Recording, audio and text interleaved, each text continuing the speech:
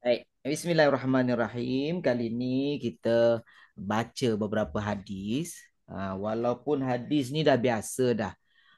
Bila cerita je tentang mengaji, cerita je tentang kelebihan Al-Quran, hadis-hadis ni lah yang sentiasa dibacakan oleh ustaz-ustaz kita, kan? Cuba tengok satu hadis, yang mana hadis ni diriwayatkan oleh Sayyidina Uthman bin Affan. Tengok ya. Hadis ni mengatakan bahawa khairukum man ta'allamal Quran. Rasulullah bersabda, khairukum man ta'allamal Qur'ana wa 'allamahu. Khairukum ni maknanya sebaik-baik kamu. Sebaik-baik kalian, sebaik-baik kamu ialah orang yang belajar Al-Quran. Mempelajari Al-Quran. Mempelajari Al-Quran tak semestinya, memang kita tahu belajar Al-Quran ni belajar mengaji lah. Cara baca dia, hukum tajwid dia. Tapi sebenarnya lebih besar daripada itu. Mempelajari Al-Quran bukan sekadar mempelajari bacaannya, bahkan mempelajari ilmu-ilmu Al-Quran, tafsirannya. Yang penting sekali juga apa? Bahasa dia, iaitu bahasa Arab. Itu maksud mempelajari Al-Quran. Jadi kalau kita tengok di sini, apa yang kita boleh faham daripada ayat ni? Sebaik-baik kamu ialah orang yang mempelajari Al-Quran dan mengajarkannya. Ha? Jadi apa yang kita boleh faham daripada ayat ni? Ukuran terbaik seseorang itu bukanlah dari segi kedudukan dia, bukanlah dari segi harta dia ke, pangkat dia ke. Nampak tak? Sebaliknya, ukuran seseorang itu adalah dengan bersahabat dengan Al-Quran. Bersahabat dengan Al-Quran. Sentiasa belajar Al-Quran. Baca ke, fahami ke, hayati ke. Jadi sejauh mana kita bersahabat dengan Al-Quran, sentiasa dengan Al-Quran dan mempelajari Al-Quran ni, inilah ukuran yang paling terbaik sekali. Kan? Jadi maka lazimilah diri kita mempelajari Al-Quran, menuntut pembelajaran-pembelajaran di dalamnya dan menyampaikan ayat-ayat yang kita pelajari. Dia bukan setakat ta'allama ni mempelajari, tetapi juga wa'allama. Wa'allama ni mengajarkannya. Jadi kita dapat manfaat daripada apa yang kita pelajari, kita sampaikan pula, kita ajar pula.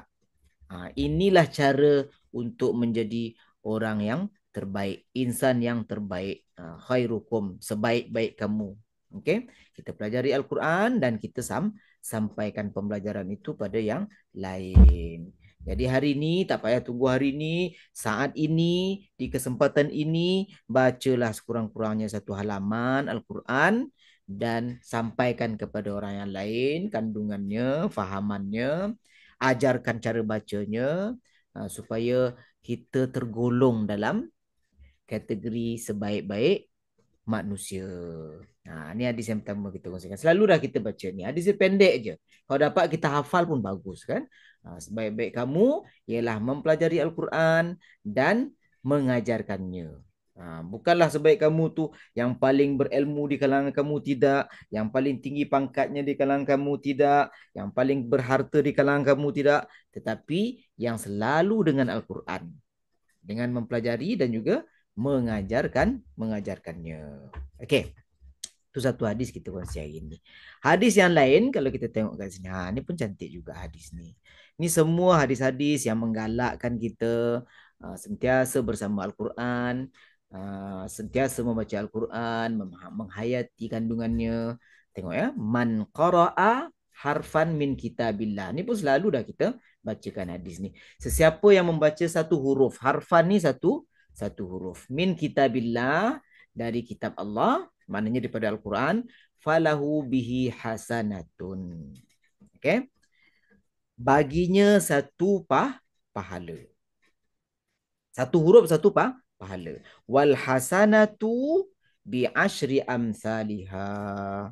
Dan setiap pahala tu digandakan pula 10 kali ganda. Digandakan pula 10 kali. Wal hasanatu bi asyri amsalihha. La aqulu alif lam mim harfun. Aku tidak mengatakan alif lam mim itu satu huruf. Walakin akan tetapi alif harfun, lam harfun, mim harfun.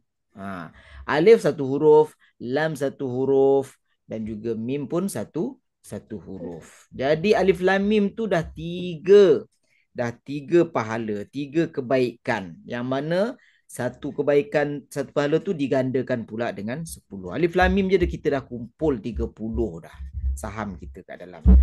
Jadi itu antara ganjaran besar yang menanti siapa?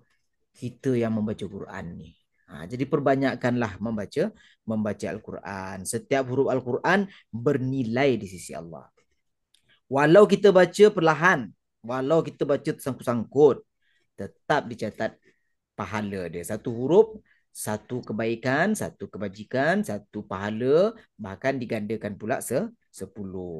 Jadi kalau kita rasa kita baca sangkut-sangkut, dapat ke ganjaran ni? Ya, dapat. Ya. Ni bukan kira laju tak laju. Janji kita baca satu huruf tu akan diberi ganjaran oleh Allah. Besar ganjaran kita membaca Al-Quran. Kalau sangkut-sangkut pun tak ada masalah. Jangan malu dengan membaca kalau kita pun belum lancar. Bukan kelancaran yang Nabi kira. Bahkan yang Nabi kira ialah setiap huruf yang dibaca. Sama ada lancar ke tak lancar ke.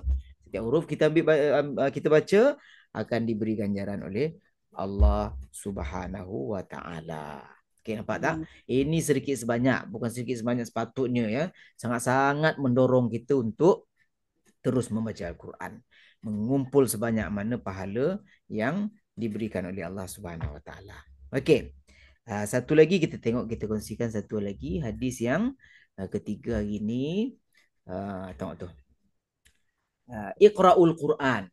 Ini pun mendorong kita agar sentiasa membaca Al-Quran. Faedah dia sangat besar. Iqra'ul Quran, bacalah Al-Quran itu, fa innahu ya'ti yaumal qiyamah. Sesungguhnya Al-Quran tu nanti akan datang pada hari kiamat. Al-Quran boleh datang pada hari kiamat nanti, syafi'an li ashabihi. Memberi syafaat kepada pembacanya. Al-Quran akan datang nanti memberi syafaat kepada pembacanya, menolong pembacanya nanti. Okey, setiap ayat yang kita baca hari ini ni akan menjadi pembela kepada kita. Setiap ayat yang kita baca ni akan jadi pembela pada kita pada hari akhirat nanti. Amin. Ya, sesungguhnya tengok aja ya. Sesungguhnya Al-Quran ni nanti dia akan mengenali pembaca dia. Dia akan mengenali pembaca dia. Ini pembaca aku ni. Dia akan bantu pembaca dia. Dia akan bela pembaca dia. Al-Quran mengenali pemiliknya, pembacanya, mereka yang dekat dengannya di dunia. Jadi yang sentiasa membaca Al-Quran, itulah yang paling dekat dengan Al-Quran. Al-Quran akan mengenali dia nanti. Al-Quran akan membela dia nanti. Al-Quran akan membantu dia nanti di saat-saat kesukaran pada hari kiamat nanti. Jadi bacalah Al-Quran bukan sekadar pahala. Tadi kita nampak dah satu huruf satu pahala digandakan pula 10 kan. Bukan sekadar tu saja. Bacalah Al-Quran bukan sekadar untuk pahala tetapi untuk berdamping dengan dia. Tetapi untuk bersahabat dengannya hingga sampai ke akhirat nanti. Kita rajin baca Quran, Al-Quran akan menemani kita nanti. Al-Quran akan membela kita nanti. Jadi dengan perkongsian 3 hadis ni, moga-mogalah terbuka hati kita, bertambah semangat kita agar sentiasa melazimi baca Quran, sentiasa mempelajari kandungan Al-Quran, memperbaiki bacaan, memperbanyak bacaan agar kita dapat kumpulkan pahala, agar kita dapat sentiasa bersama Quran supaya nanti suatu masa nanti Al-Quran boleh jadi pembela kita di hari akhirat. Itu je pun kita yang nak harapkan daripada amalan bacaan Quran kita ni. Justeru mulai hari ini dan kita dah kekalkanlah semangat membaca Quran kita tu meskipun rasanya waktu dah alamak tak sempat lah ke apa ke, bacalah walaupun satu ayat. Sebab satu ayat tu bukan satu huruf ya, satu ayat tu mungkin banyak huruf-hurufnya. Sedangkan pahala membaca ni satu huruf pun Allah dah gandakan 10 kebaikan. Jadi rebutlah di kesempatan hari Jumaat yang baik ni kita berkongsi cerita tentang kelebihan, ke keistimewaan pembaca Al-Quran, maka kita sampaikan jugalah pada yang lain hendaknya. Ha. Okeylah dulu sampai di sini hari ini. Kebetulan kita pun tak ramai hari ini, ha. Ana ambil kesempatan sempena cuti panjang ni, selamat beristirahat bersama keluarga. Kita jumpa lagi minggu depan insya-Allah. Ada apa pun nak tanya tak ajar-ajar semua? Ada Ustaz. Ya, ajar Sabira. Ustaz, walaupun kita baca berguru kan, dapat Tak pahala juga berguru? kan. Baca tak berguru apa? Kita baca Quran kan macam kita baca seorang kan, tak berguru pun dapat pahala juga kan. Betul, tetapi Tapi janganlah kalau kita saya, baca tak berguru, maksudnya itu bila kita baca seseorang, tetapi dalam ya, mempelajari mestilah kita kena ada guru, kan? yalah, Dalam nak sebab belajar Quran mesti ada guru, tapi bila dah kita dah belajar tu kita nak baca seorang-seorang tak ada masalah lah, boleh je. walaupun kita baca salah tu dosa tu. Walaupun kita baca salah, kita tak sedar. Macam mana Oh, kita tahu kita baca salah? Kita tak sedar. Kalau kita baca salah, kita terus juga, itu tak boleh lah. Kan?